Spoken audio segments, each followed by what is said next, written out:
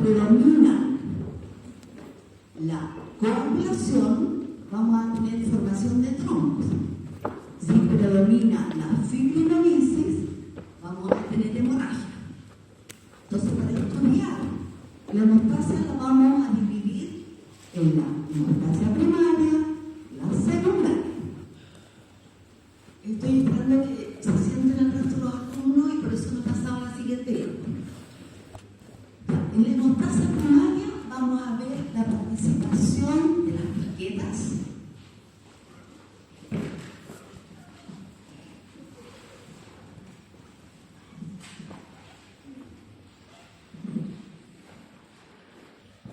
¿Todavía quedarán más alumnos allá afuera?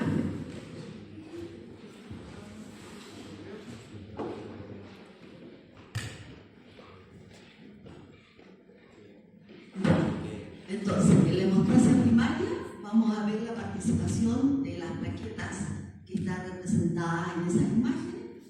Vamos a ver que cuando hay una lesión en un vaso, lo primero que va a ocurrir es que se van a adherir las plaquetas, se van a activar, van a cambiar de forma, van a secretar ciertas moléculas que van a facilitar que esas plaquetas se agreguen y van a formar un tapón plaquetario donde hay una lesión. Y posteriormente se va a activar la hemostasia secundaria, cuya finalidad va a ser formar un coágulo de fibrina sobre ese tapón plaquetario. Y eso durante se repara ese vaso sanguíneo y enseguida se va a activar el proceso de fibrinolisis. Proceso que va a degradar ese coágulo de fibrina y va a permitir, digamos, que desaparezca del lugar de la lesión. Entonces, hemostasia es el mecanismo de defensa del organismo que se activa tras haber sufrido un traumatismo o lesión que previene la pérdida de sangre del interior de los vasos sanguíneos. Entonces, el objetivo de la hemostasia es suprimir la salida de sangre del espacio intravascular a través del vaso presionado y mantener la sangre en un estado líquido, fluido, que permita la circulación de los vasos sanguíneos. La fase de la hemostasia. Lo primero que ocurre cuando se daña un vaso es que se activa una fase vascular que corresponde a una respuesta neogénica, neuronal y humoral. Y eso es muy rápido. Toma alrededor de 30 segundos. Y se produce una vasoconstricción en el vaso lesionado. Enseguida se activa la hemostasia primaria, que toma entre 3 a 5 minutos y cuyo objetivo es formar este tapón plaquetario. Enseguida se activa la hemostasia secundaria, cuyo objetivo es formar el coágulo de fibrina, lo cual demora entre 5 y 10 minutos. Y una vez que se ha reparado el vaso sanguíneo, se activa el proceso de fibrinolisis, que toma de 48 a 72 horas. Van a ver que yo les voy a repetir varias veces los mismos conceptos. La idea es que con este PPT ustedes deberían tener los conocimientos que pretende el curso y podrían irles muy bien en una prueba. Entonces, las fases de la hemostasia primaria, se caracteriza por el reclutamiento, activación y agregación de las plaquetas para formar el tapón plaquetario. Y la hemostasia secundaria se caracteriza por la activación de los factores plasmáticos de la coagulación con el objetivo de formar fibrina y la formación de un coágulo. Imagino que esto ustedes lo vieron en fisiología también. Y la fibrinolisis se refiere a la descomposición normal de los coágulos. Las plaquetas son células discoideales, anucleadas, procedentes de los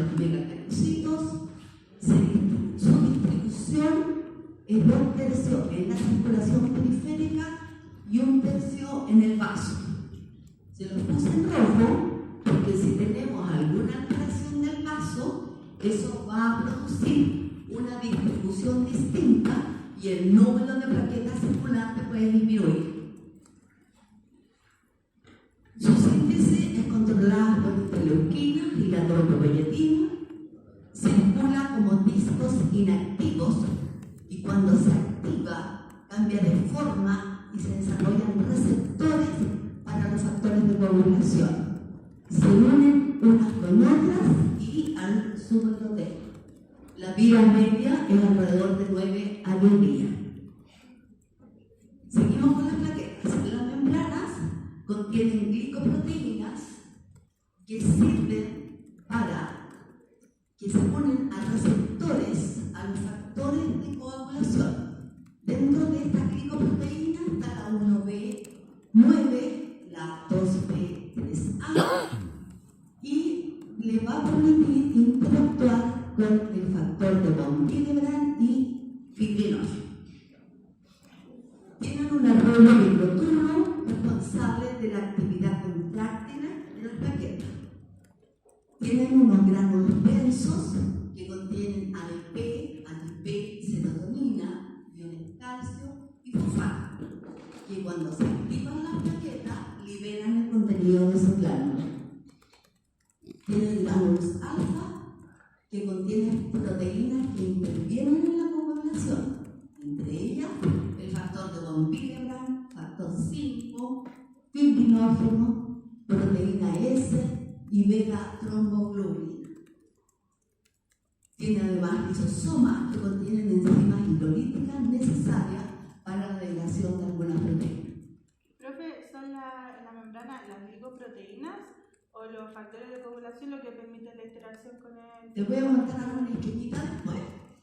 Pero las plaquetas cambian de forma, extienden unos ceutópodos y en esos ceutópodos van a expresar o redistribuir determinados receptores y glicoproteínas que van a interactuar con otras plaquetas, con el factor de von Willebrand y con el endotelio. Pero son ambas cosas. Ambas. Ya. Seguimos entonces en hemostasia primaria, dijimos que lo primero que ocurría era la adhesión de las plaquetas. Y en este esquema les muestro. Ese es el subendotelio de un vaso capilar. Aparece ahí el colágeno. Esto que está aquí es lo que representa el factor de von Willebrand. Estas son las plaquetas. Y las plaquetas en su superficie tienen esta glicoproteína 1B, que les mencioné anteriormente. Tienen la glicoproteína 2B3A, que se representa por este otro símbolo. Entonces, para que se produzca la adhesión plaquetaria, se produce un puente de unión entre la glicoproteína 1B de las plaquetas y las fibras de colágeno del subendotelio a través del factor de von Willebrand. ¿Se entendió eso? ¿Sí?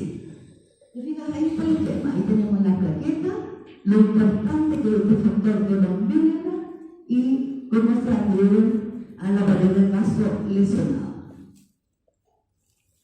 Dijimos que primero, entonces, en segundo lugar, se activan y secretan parte de los gránulos que tienen las plaquetas.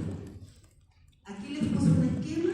Esta es la forma como circulan las plaquetas no activadas y cuando se activan se forman estos pseudópodos, lo que logra es tener una mayor superficie para interaccionar con otras plaquetas y con el endotelio y expresar en esa superficie distintas proteínas o glicoproteínas.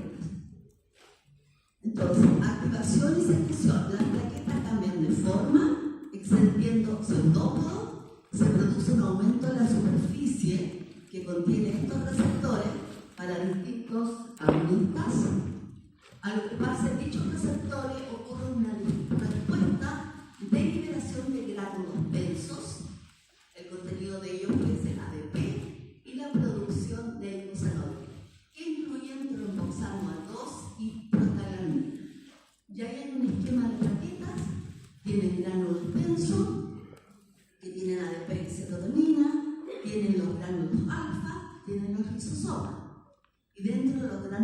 alfa está el famoso factor de von Willebrand. Les comento porque alteraciones del factor son una de las causas más frecuentes del problema de coagulación en la población.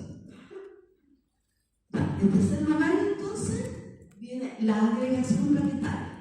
Tanto el ADP como el tromboxano fueron liberados por la activación de la plaqueta, actúan como factores de activación que producen la agregación y la formación de este tapón inestable en el lugar del daño vascular. Entonces, en este esquema se resume: 1. La adhesión plaquetaria; 2. El cambio de forma de la plaqueta; 3. Liberaciones de los gránulos; 4. Reclutamiento de más plaquetas; la agregación de las plaquetas y la formación del tapón hemostático. Importante en todo esto, dijimos, son las plaquetas, el factor de von Willebrand, que es donde permite la unión de las plaquetas, y los vasos sanguíneos. O sea que si uno tiene una alteración de la hemostasia primaria, uno está pensando que hay alguna alteración o de los vasos sanguíneos, o del número de plaquetas, o las funciones de las plaquetas, y la presencia de ese factor de von Willebrand en las condiciones adecuadas. Entonces, como resultado de la activación de la hemostasia primaria, es la formación de este tapón plaquetario. ¿Cómo estudiamos la hemostasia primaria? El tiempo de sangría de Rayleigh, que corresponde a un tiempo de sangrado, es una prueba que evalúa el tiempo de sangrado. Para ello se realiza una incisión superficial en la piel del antebrazo o el lóbulo auricular y se mide el tiempo que tarda en detenerse la hemorragia. Uno después de un aparatito hace una incisión pequeña y va retirando de a poco la gotita que se va generando y evalúa el tiempo. Y eso tiene determinados valores normales. Cuando eso está alterado, entonces uno tiene que empezar a buscar a qué se debe que esté aumentado el tiempo de sangrado. Lo otro que evalúa es el recuento de plaqueta y otra prueba que se llama aglutinación a la ristocetina. Mide además la presencia y la calidad del factor de von Willebrand y se estudian los multímetros del factor de von Willebrand. O sea, esta es una forma de evaluar en el laboratorio la alteración de la hemostasia primaria. Aquí les puse un esquema del factor de von Willebrand. Esta proteína tiene sitios de unión al colágeno, sitios de unión a las glicoproteínas presentes en las plaquetas y tiene sitio de unión al factor 8. Este factor de von Willebrand protege al factor 8. Y en este otro esquema está el factor de von Willebrand, aquí en este color medio azul, violáceo. El factor 8 está representado en estos bolitos verdes. Y aquí se muestra cómo adosada a la pared del vaso está el factor de von Willebrand y cómo se une a esta glicoproteína que tiene las plaquetas y cómo se une una plaqueta a otra también con la presencia de este factor de von Willebrand. Y este factor 8 que se estabiliza por la presencia del factor de von Willebrand es el que es capaz de dar activación a la cascada de los factores plasmáticos de la coagulación, que son parte de la hemostasia celular. Entonces, dijimos que estábamos hablando de la prueba de la ristocetina. Ese es un antibiótico que hace que el factor de von Willebrand y la plaqueta se unan entre sí. Entonces, al entrar en contacto con la ristocetina, la sangre que contiene una cantidad adecuada de ese factor se coagula con normalidad. Eso es un ensayo que se hace en el laboratorio. Entonces, ¿cuál es el objetivo de este ensayo? Es ver si acaso uno tiene el factor de la ristocetina en condiciones normales. enfermedad de von Willebrand. La enfermedad de von Willebrand es un trastorno hereditario, es más frecuente, una de las más frecuentes de las proteínas de la coagulación en los seres humanos. O sea, este es uno de los trastornos que tiene mayor frecuencia en la población de los seres humanos. Existen 3 tipos de enfermedades, tipo 1, tipo 2 y tipo 3, e incluso hay algunos subtipos dentro de ellas. El factor de von Willebrand se sintetiza en las células endoteliales y en los megacarocitos. La ausencia de este factor en la enfermedad tipo 3, un déficit cuantitativo parcial de este factor en la enfermedad tipo 1, es decir, uno tiene el factor, tiene los distintos multímeros, pero están disminuidos, tipo 1. Eso quiere decir que uno puede tratar esta patología con algunos fármacos que ayudan a liberar más de este factor. Y el déficit cualitativo es el tipo 2. O sea, tenemos un factor de von Willebrand, pero alterado, no como en condiciones normales. La función de este factor es permitir que las plaquetas se unan de manera estable a la superficie del vaso dañado, por lo menos que en este esquema anterior. Más sobre esta enfermedad. Cuando uno hace un estudio electroforético de esta proteína, uno va a encontrar este patrón. ¿Saben lo que es un estudio electroforético? ¿No? Antes en bioquímica le hacíamos esto. A ver, uno puede tomar una muestra de plasma del paciente y la puede cargar en algo que se llaman geles, que son como una verdadera gelatina. Esto tiene como unos pocillitos donde uno pone la muestra del paciente. Y esto le aplica una diferencia de potencial eléctrico que hace que esas proteínas se separen de acuerdo al tamaño. Entonces, en el caso de esta proteína presenta multímeros de distintos tamaños. O sea, cuando uno hace la electroforesis y revela con un anticuerpo, se encuentra que tiene proteínas o agregados de distinto tamaño. Esa es la condición normal. Cuando uno compara esa situación con un enfermo que tiene la enfermedad de tipo 1, tiene todos los multímeros, pero en menor cantidad. O sea, ese paciente puede ser tratado con un fármaco que ayude a la liberación de este factor. La tipo 3 no existe nada, no está presente el factor de von Willebrand. Y la tipo 2, que es una alteración cualitativa, está presente el factor, pero no tiene todos los multímeros. Entonces tiene solamente algunos de estos multímeros y ese es el patrón electroforético que se encuentra. Entonces, la enfermedad de von Willebrand hay 3 tipos, 1, 2 y 3. En la 3 no tiene factor, en el tipo 1 lo tiene disminuido y en el tipo 2 lo tiene alterado. Tratamiento de la enfermedad de von Willebrand. El tratamiento puede incluir el DABP, que es desalino 8-aspirina vasopresina. Es un medicamento para elevar los niveles del factor de von Willebrand y reducir la probabilidad de sangrado. Sin embargo, el DABP no funciona para todos los tipos de la enfermedad. Funciona solo cuando está disminuido, tipo 1. Terapias de reemplazo incluyen infusiones de factores de coagulación concentrados que contienen el factor de von Willebrand y el factor 8. ¿Y por qué el factor 8? Porque estos pacientes que no tienen el factor de von Willebrand no tienen que les proteja la estabilidad del factor 8.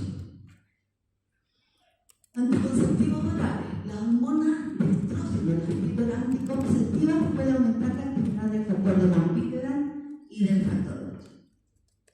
fármacos estabilizadores de coágulos, que son antifibrinolíticos, como el ácido aminocaproico y el ácido renazálico, pueden ayudar a deterioro del sangrado y retardar la decomposición de los coágulos sanguíneos.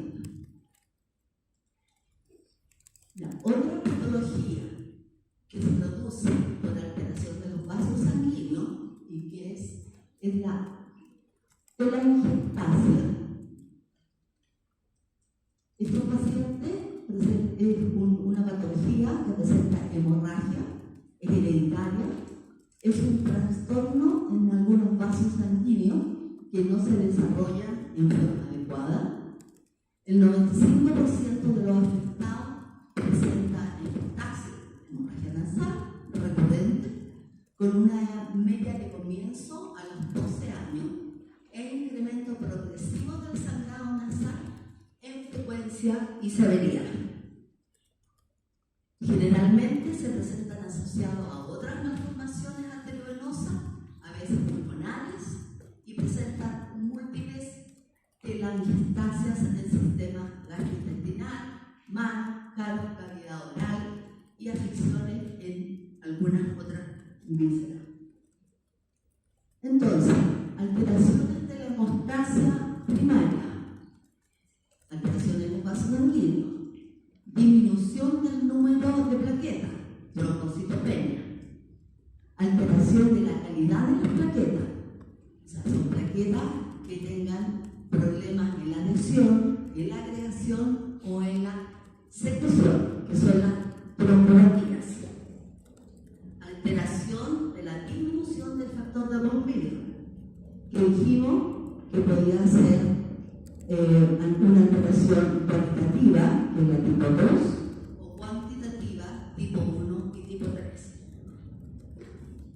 Causa de la disminución de las plaquetas circulares, disminución en la producción de los megacariocitos por la médula. Y las razones: infiltración modular, algún tumor, fibrosis, insuficiencia medular, anemia plástica o hipoplástica, y deficiencia de vitamina B12 o ácido fólico. Secuestro esplénico de plaquetas circulantes, hipertrofia del vaso, ¿cierto?, con un tumor o hipertensión portal, que le comenté al comienzo, que lo normal es que un tercio de las plaquetas estén en el vaso, pero cuando hay una alteración en el vaso, la distribución es distinta, por lo tanto las plaquetas circulantes disminuyen. Aumento de la destrucción de las plaquetas circulantes, y esta destrucción puede ser no inmunológica, por la presencia en algunas oportunidades de prótesis valvulares, o coagulación intravascular diseminada, sepsis vasculitis, o destrucción inmunológica por la presencia de anticuerpos antígenos plaquetarios. Aquí hay un resumen en que les muestro qué es lo que nosotros encontramos en las manifestaciones clínicas de los trastornos de la hemostasia primaria, y después les voy a mostrar en comparación con la secundaria. Entonces, la aparición de la hemorragia tras un traumatismo sin alteraciones de la hemostasia primaria es inmediata. El ciclo de sangrado generalmente es superficial, de la piel y de las mucosas. Los signos físicos, petemias o equimosis. Y la respuesta al tratamiento es inmediata. Las medidas locales son muy eficaces. O sea, si es una alteración de la hemostasia primaria, van a tener estas características. Ahora nos vamos a la hemostasia secundaria. Dijimos que el objetivo es la formación de un coágulo de fibrina sobre el tapón plaquetario que ya se ha formado. Y con la excepción de los receptores plaquetarios a las proteínas de la coagulación, factores plasmáticos de la coagulación, se activan las enzimas que modifican dichos factores y se producen en las de fibrina que conectan con las paredes del vaso. Y estabilización del tapón hemostático. La contracción de las hebras de fibrina genera un tapón firme y estable. Entonces, cuando ya tenemos el tapón plaquetario, se activa el factor muscular, digamos, a la fosfolípido de las plaquetas, se da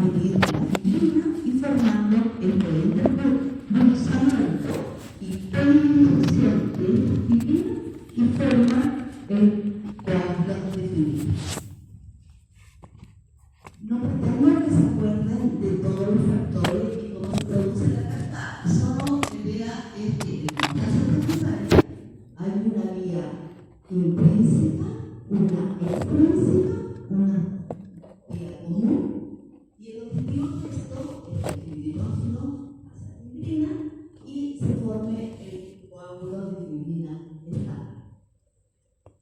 Hay factores de la proteasa secundaria que se sintetizan en el hígado, que son el factor 2, 7, 9 y 10, y son dependientes de vitamina K, por lo tanto se inhiben con fármacos humanos.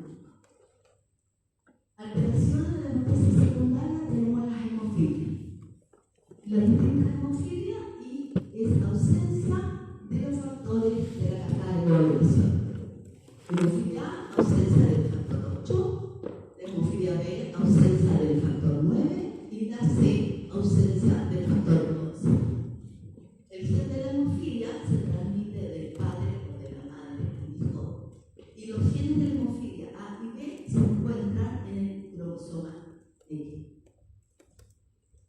Signos y síntomas de los pacientes con hemofilia: hemorragia en las articulaciones, hemorragia debajo de la piel, monitones, o en los músculos y los tejidos blandos que provocan una acumulación de las áreas, los hematomas, hemorragias en la boca, en las encías, hemorragias difíciles de detener después de la caída de un diente, por ejemplo.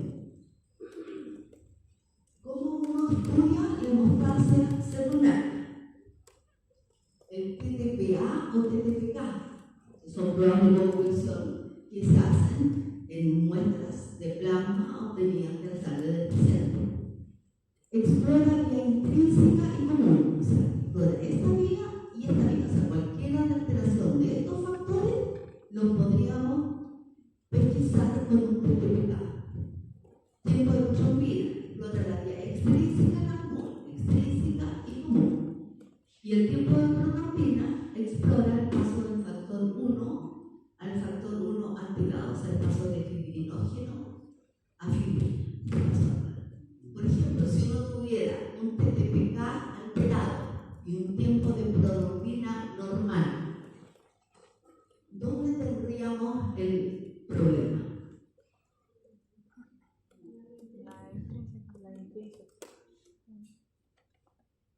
Nuestro paciente exploraba esta y la común, esta y la común, y sin embargo el tiempo de protrombina estaría normal, que explora la vía extrínseca, o sea, tendríamos que tener un problema a nivel de estos factores. Ya, entonces les mostré la primera parte, ¿no es cierto?, de las alteraciones de la hemostasia primaria en comparación con la secundaria. La aparición de hemorragia traumatismo en la asistencia y la alteración de la hemostasia secundaria tarda horas o días. Entonces, si uno ve aparecer, el problema lleva varias horas o varios días. El sitio de sangrado son profundos, hematomas de las articulaciones, retroperitoneos. Los signos físicos, hematomas de mastrosis, que es el sangrado de una articulación. Y la respuesta al tratamiento requiere tiempo, requiere un tratamiento sistémico mantenido. Como resumen de esta parte, podemos decir que los trastornos hereditarios de hipocoagulabilidad más frecuentes son la enfermedad de von Willebrand, 1 de cada 100, pero en distintos grados de magnitud. La hemofilia A y la hemofilia B, 1 de cada 10.000. Y la mayoría de los trastornos graves se manifiestan en el periodo neonatal o en la primera infancia. Alteraciones que conducen a la hipocoagulabilidad, en resumen, serían la trombocitopenia, por bajo de la plaqueta, la trombopatía, por disfunción de la plaqueta, tromboarteria, falta de proteínas que normalmente están en la superficie de la plaqueta. La macroglobulinemia, deficiencia de fibrinógeno, enfermedad de von Willebrand, enfermedad hepática, por ingesta de algunos fármacos antiagregantes y anticoagulantes, ausencia de factores de la coagulación. cuales se produce una disminución de la coagulación. Existen ciertos anticoagulantes naturales, entre ellos la antitrombina, la proteína C y la proteína S, inhibidores de la vía del factor tisular, el PFBI, y la trombomodulina. Aquí, proteína C. ¿Qué saben de esa proteína C? ¿Han escuchado la proteína C reactiva? Pero no es el tal. El péptido C.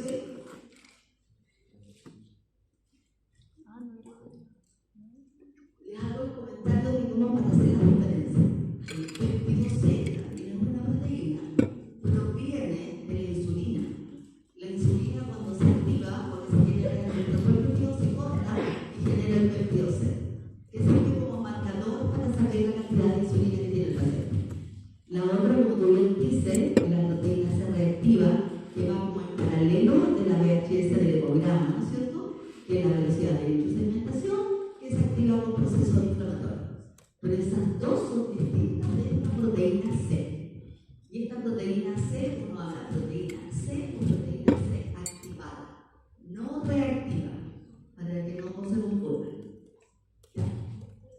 Entonces, esta proteína C se une a la trombomodulina y a la proteína S.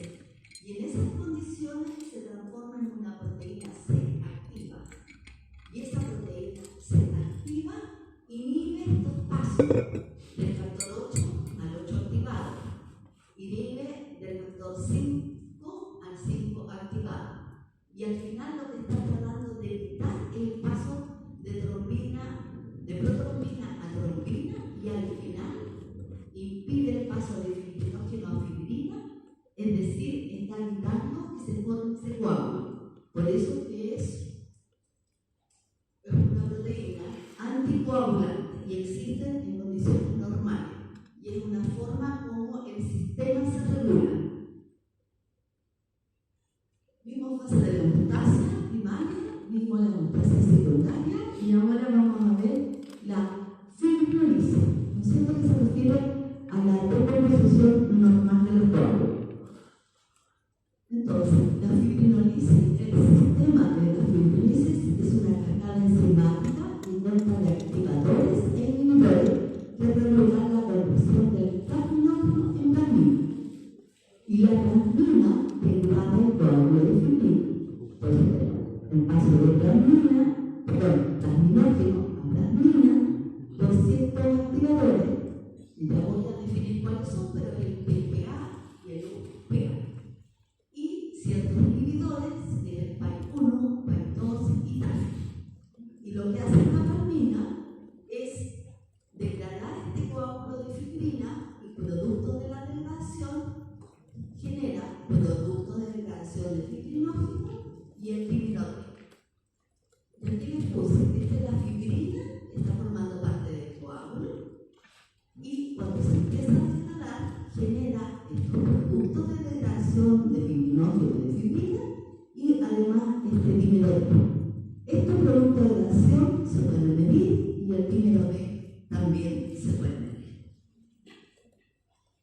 Entonces, esta vía fibrinolítica, ¿no es cierto? La célula del endotelio vascular dañada produce ciertos activadores del plasminógeno, que lo que van a hacer es permitir el paso del plasminógeno a la plasmina. Y esta plasmina va a producir la degradación de la fibrina en producto de degradación de la fibrina. ¿Y quiénes van a inhibir? Tenemos un inhibidor de la actividad del plasminógeno y un inhibidor de la plasmina para regular el proceso. Entonces, la vía fibrinolítica, durante la reparación de la pared de un vaso sanguíneo lesionado, debe hacer un equilibrio entre los depósitos de fibrina y la fibrinolisis. Las células del endotelio vascular lesionado liberan activadores del plasminógeno.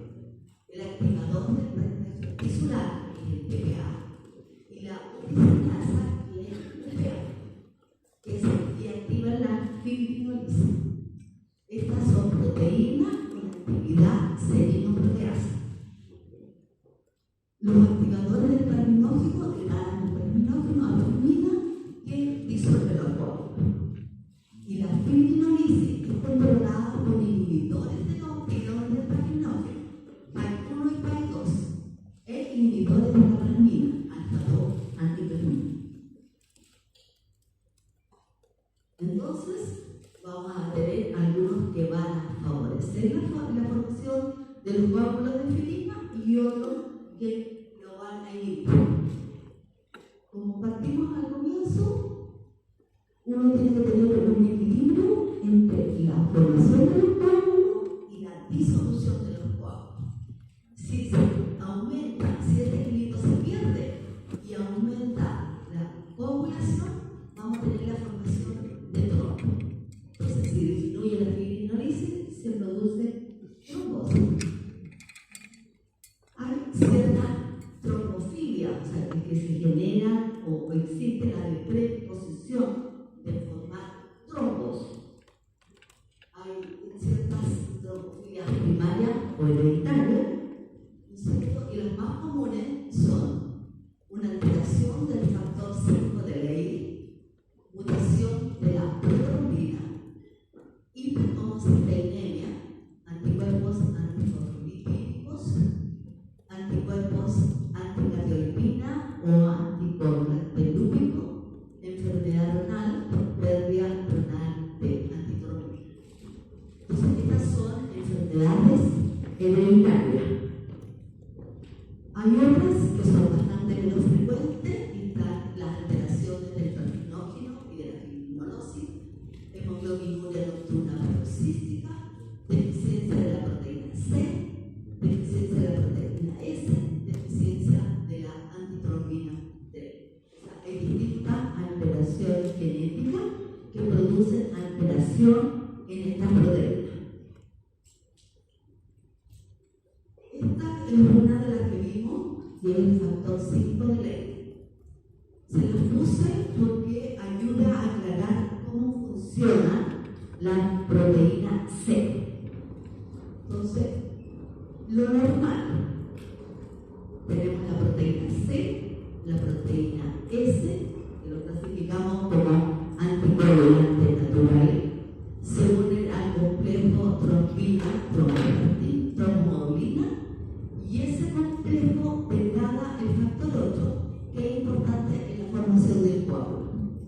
Y en el caso de esta alteración genética, se forma de igual forma este complejo, pero este factor 5 es resistente a la degradación del complejo de la proteína C activa. Entonces, la proteína C activada funciona como anticoagulante cuando se une a la proteína S y al complejo trombina-trombomodulina. Y en esas condiciones actúa como anticoagulante degradando el factor 5. El factor 5 de Ley es resistente a la acción de la proteína C activada. Y es un trastorno heredado de manera autosómica y dominante. Entonces, vimos que esos eran factores de riesgo primarios o hereditarios. No me queda claro si era al factor 8 y al 5, o solo al 5. ¿Esto? Sí. Perdona, 5. Si te dije 8, me confundí. 5. Y antes dijo que se protegía al factor 8. Por el factor de bombillo. Claro, pero lo protege igual de ser delgado. Exacto. ¿Y qué era el factor 8? A ver si volvemos a un equipo general. ¿Dónde tenemos aquí al factor 8? Ese es el factor 8. El factor 8 se activa y estos anticoagulantes naturales evitan esa activación. Generalmente las activaciones por corte proteolítico. O sea, hay una enzima que corta un trozo de esa proteína. Y los inactivadores lo que hacen es unirse al sitio donde puede ser cortado por una proteasa.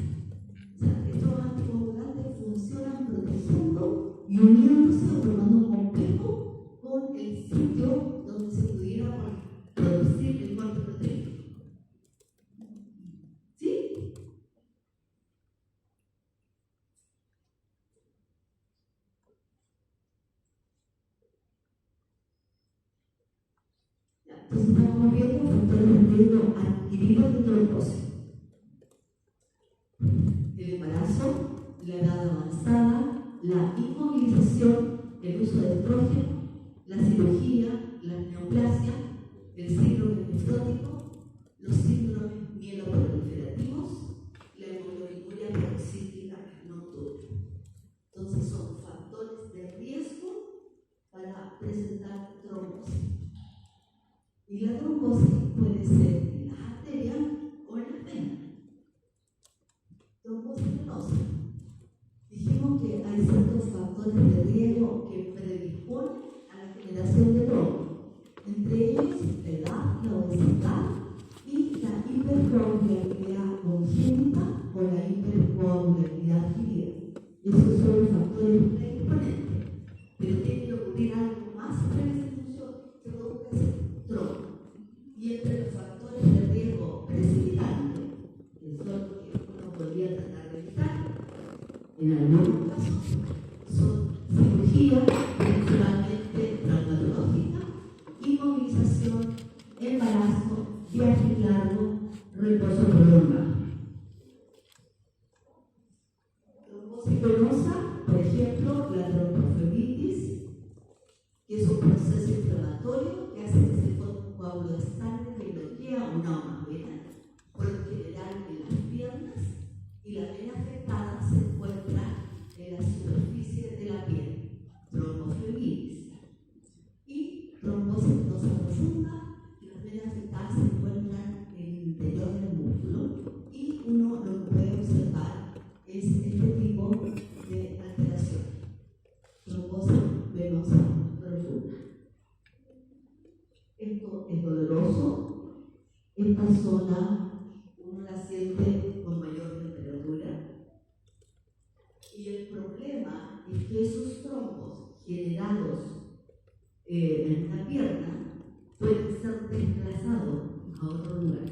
O sea, cuando se presentan manifestaciones de este tipo, requieren atención médica.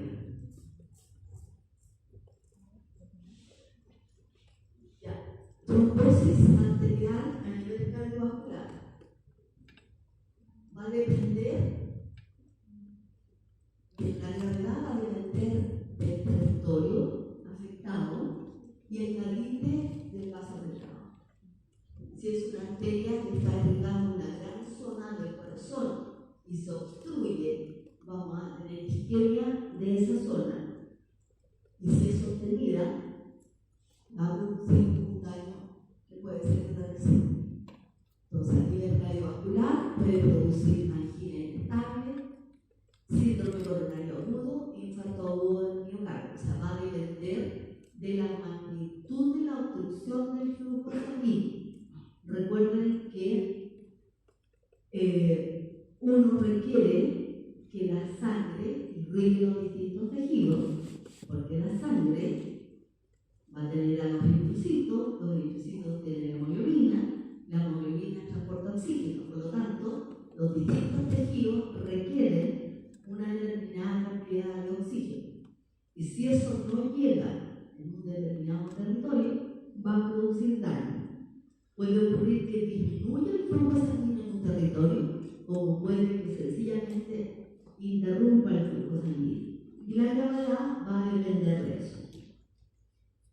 Entonces, la angina inestable se produce un dolor del tórax, es súbito y a menudo empeora durante corto tiempo. El síndrome coronario agudo repentinamente se retiene, se reduce el flujo de sangre al músculo cardíaco. Y después, lo más grave, infarto agudo del miocardio, el daño miocárdico que se produce como resultado de la restricción aguda en una arteria coronaria va a ser irreversible.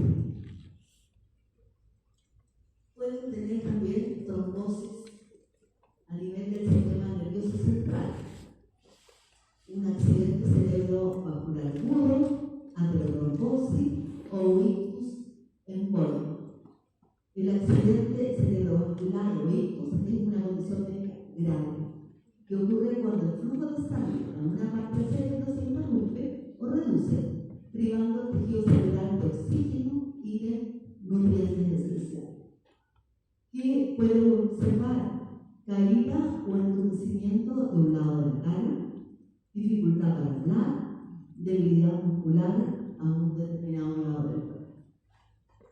Y las consecuencias de una trombosis a nivel coronario, cardíaco o del sistema nervioso central, el daño va a depender del tiempo que uno se demore en resolver el problema.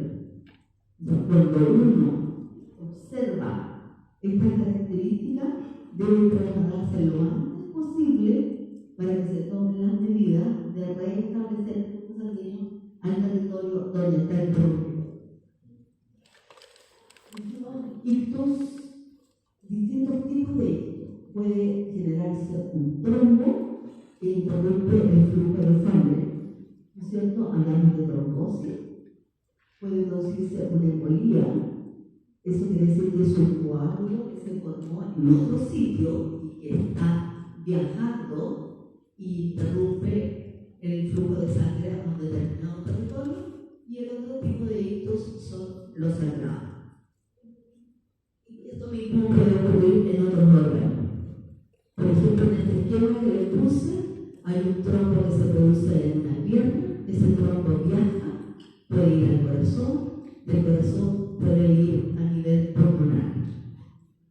O sea que cuando se presentan sobre todo estos trombos a nivel de las piernas, hay que preocuparse y que sea el paciente atendido. Se habla de la triada de Virchow, que dice que hay aspectos esenciales para la aparición de la trombosis. Primero, tiene que haber una lesión de la pared vascular, que puede ser el traumatismo, la cirugía, una punción venosa, irritación química, valvulopatías o valvuloplastías, aterosclerosis, sonda permanente, ¿no es cierto? Que es el factor brillante que hablábamos delante. Que el paciente presente cierto estado de hipocoagulabilidad y la alteración del flujo de la sangre. Entonces, ¿cuáles son los aspectos esenciales? Entonces, lesión en la pared vascular, anomalías del flujo sanguíneo y estado de hipercoagulabilidad del paciente. Cuando se juntan estos tres elementos, digamos, la posibilidad de la aparición de la trombosis es mucho más alta. Ahora vamos a hablar de qué es lo que ocurre si se produce una coagulación intravascular diseminada, el CID.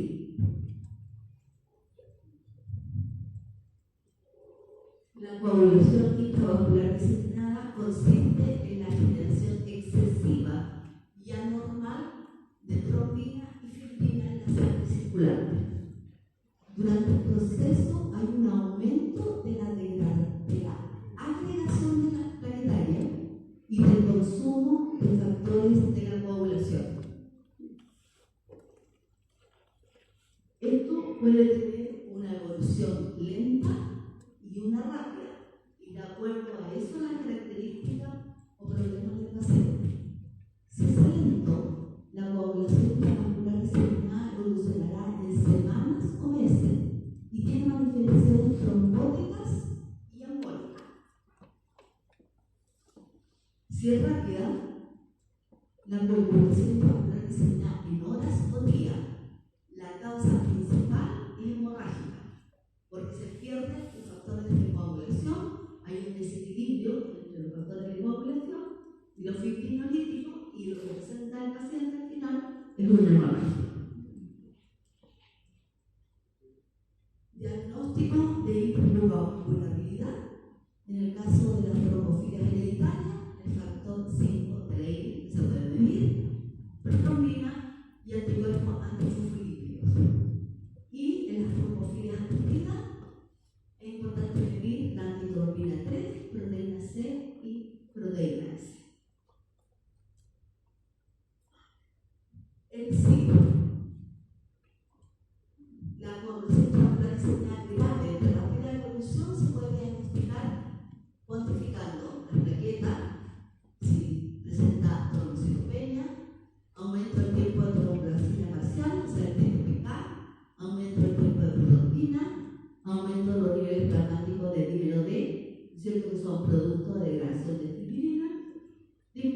del fibrinógeno blanco.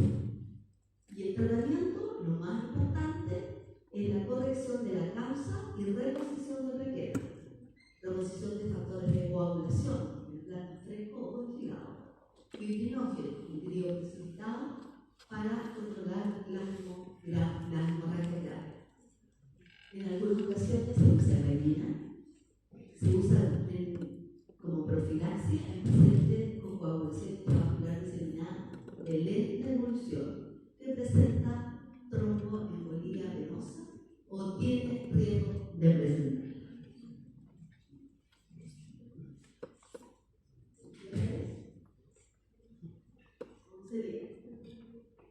Aquí vimos la parte de hipocoagulabilidad, coagulabilidad e hipercoagulabilidad. Nos falta la parte de anemia. Si quieren